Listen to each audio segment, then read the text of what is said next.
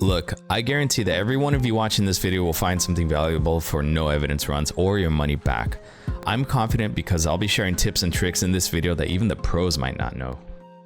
I recently discovered a new farming strategy using a 9.42x multiplier at Ridgeview Court. While it's true that Camp Woodwind is popular for farming, especially for players who are skilled at looping the ghost, it isn't necessarily the safest option for those who are new to no evidence. Camp Woodwind has the advantage of a short distance from the truck to the entrance, but there's a catch.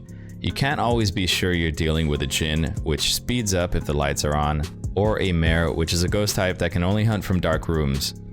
These two ghost types only make up 8% of the total, but if you eliminate all the ghosts with unique movement or blink patterns, or those detectable by specific tools like salt, a parabolic mic, or smudge sticks, your odds of correctly identifying the ghost type now increase to 28%.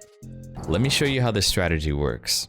Ridgeview utilizes the use of the fuse box being on, as well as the tarot cards being available to force ghost events and achieve any optional objectives that require them. Here's what you need to start the investigation: salt, a crucifix, a smudge, and a lighter. You want to make sure that you walk into the house holding the cross in case a ghost happens to spawn on top of you while you're setting up for the first hunt. Thankfully this time it was only a ghost event. When you walk in, you want to make sure that you turn on all the lights conveniently placed within arm's reach of the entrance. The next step is to place salt next to the lamp so that the ghost coming from upstairs can conveniently walk over it, buying you a little bit more time to analyze before having to circle it around the dinner table.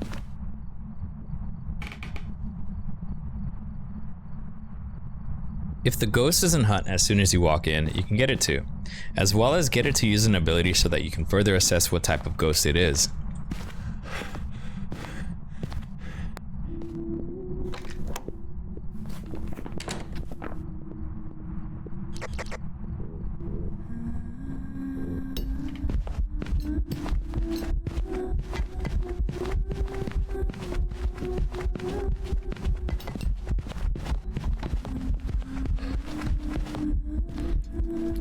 I usually don't do this, but I pathed upstairs to see if I can get the ghost to walk over the salt and rule out a wraith, since wraiths cannot leave footprints over salt.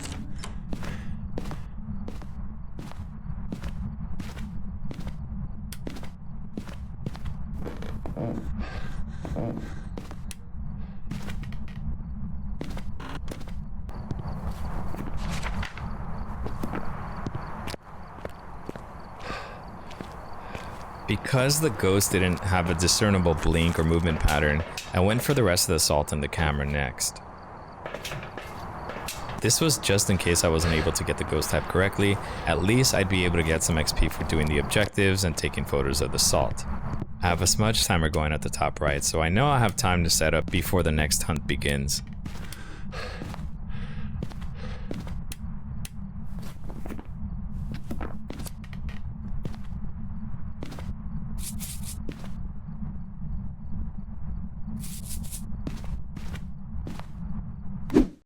Next is the motion sensor to see if the ghost is still in the room, as well as the parabolic mic and the EMF for the objectives.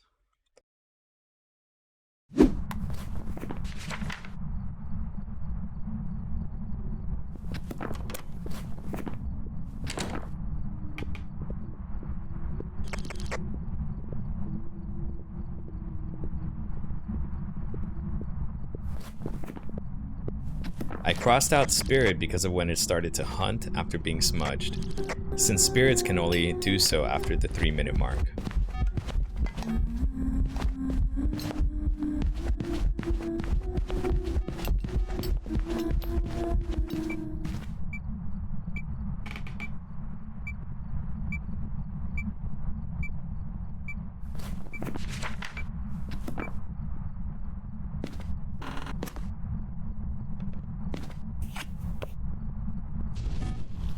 Ooh, nice.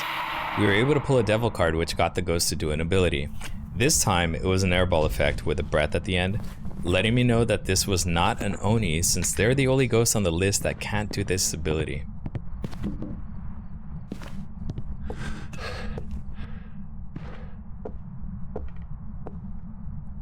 I relocated to the kitchen to listen for both the banshee scream and myling chatter over the parabolic mic.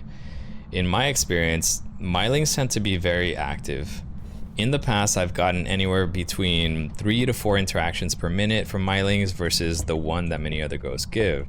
Sometimes not even any at all.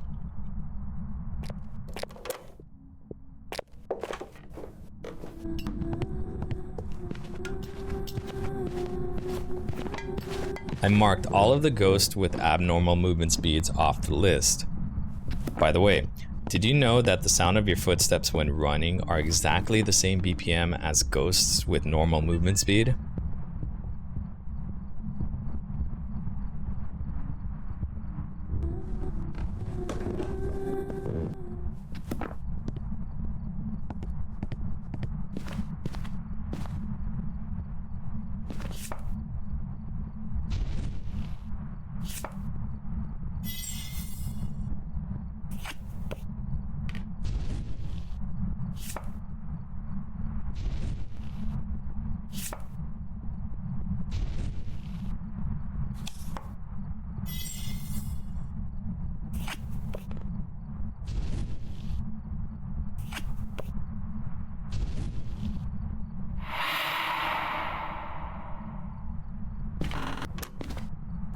Yeah, I'm just not convinced that we're dealing with a poltergeist since it's not throwing plates or anything at fast speeds or far distances.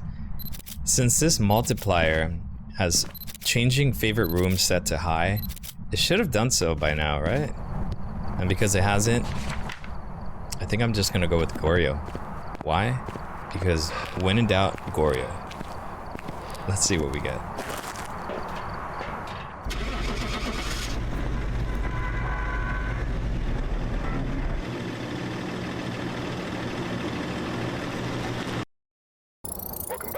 Alright, on to the next hunt. We're gonna start with the same setup for obvious reasons.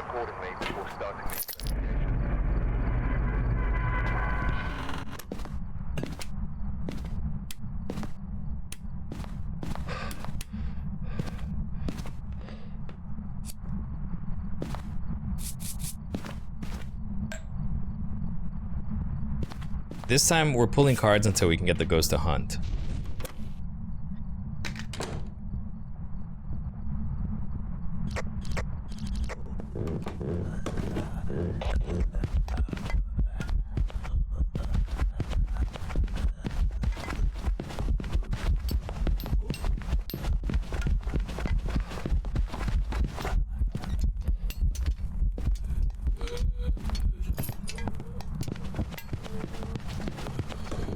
Though this is the kind of behavior I was looking for in the last investigation, I'm still not convinced that this ghost is a poltergeist either.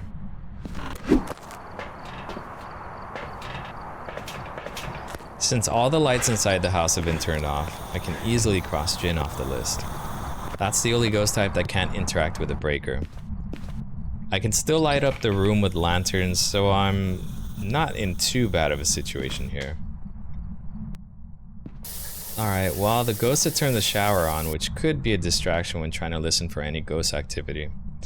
One way to combat this is to cycle to other items using the mouse wheel while the parabolic mic is turned on. Doing this bugs out the sound coming from the shower, allowing you to have a better listen for ghost activity. Alright, it took a while, but we finally got the banshee scream that we were looking for.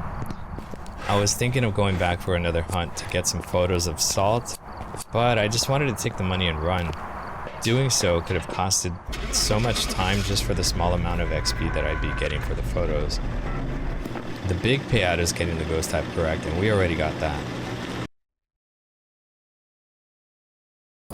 Alright, let's go for a third and a final investigation before ending this video. I feel like I owe that to you since I really stand by this map being the best farming spot in Phasmophobia.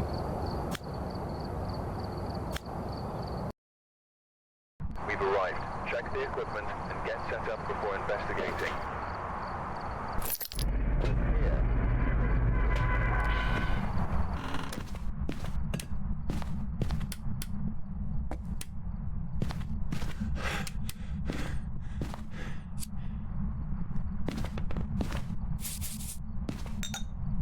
Since we're not being greeted by the ghost anytime soon, why don't we just force him to welcome us? Ooh, he's a quick boy. I know that this is a they because he did not have any line of sight speed when in front of me.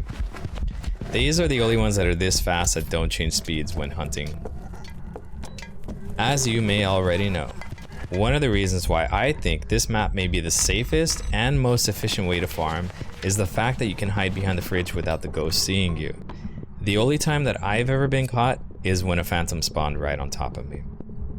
This means that if I already know the ghost type mid-hunt, I could smudge and run behind the fridge and wait out the rest of the hunt without the risk of making a mistake and losing all my progress trying to loop it.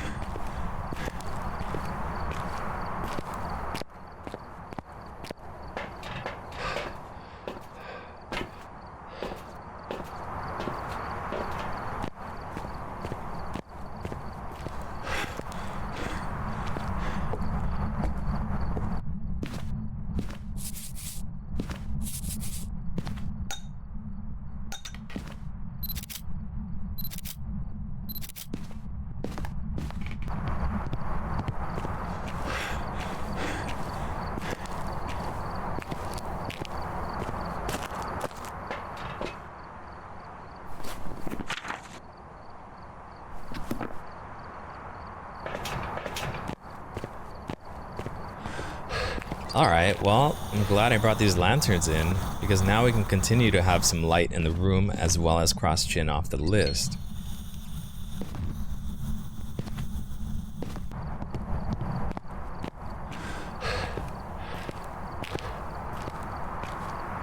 I'm grabbing some other items to try to complete some other objectives before ending this investigation.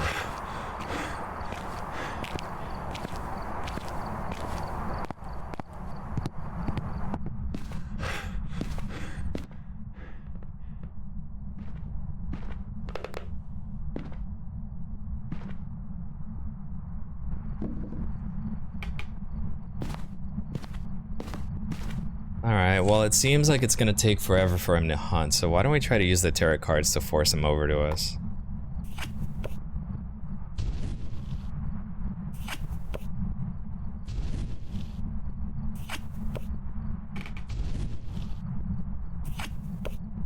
Okay, that was not the interaction I was looking for.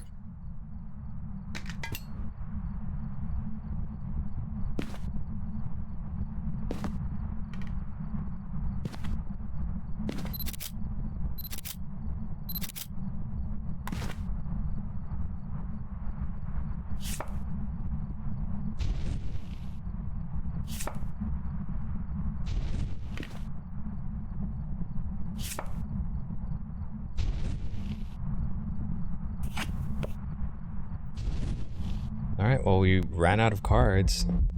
So we can wait for him to hunt or we leave now. Alright, so he is in the room with us, which is probably why he hasn't hunted.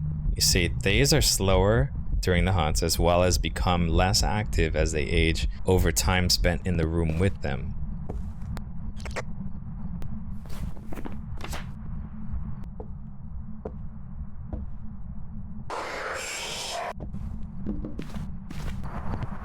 It's probably not worth waiting for him to hunt just to get him to step over salt. I've had a Thay not hunt for 5 minutes because he was aged.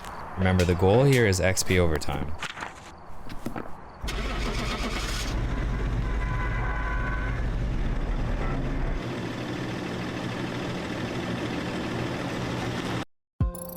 If you found these tips helpful, hit the like button and subscribe for more content.